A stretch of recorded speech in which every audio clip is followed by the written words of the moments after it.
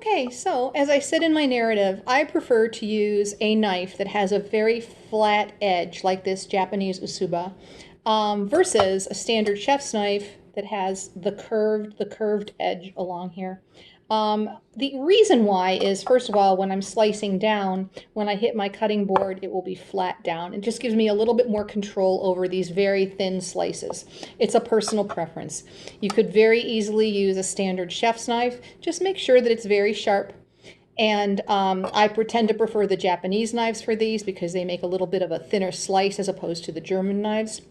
So I would just say, whatever knife you choose, make sure it's not serrated. A serrated will tear the flesh too much. But make sure it's your most thinly slicing, sharpest knife, and you'll be good to go.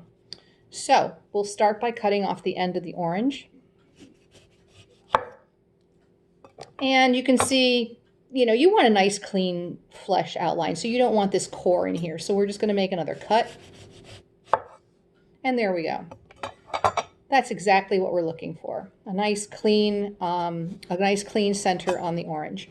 And what you're going to want to do is slice through, make sure your fingers are curled under so that you're not putting them in harm's way, and slice down through the orange and for about 1/8 of an inch slice.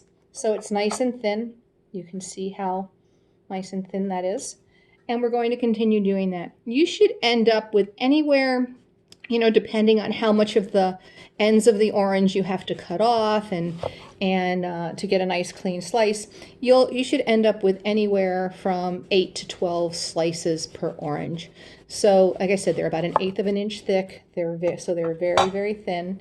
And we'll go from there. I'm going to do 2 oranges for today, and I will see you when we're ready to go ahead and put them on the stove.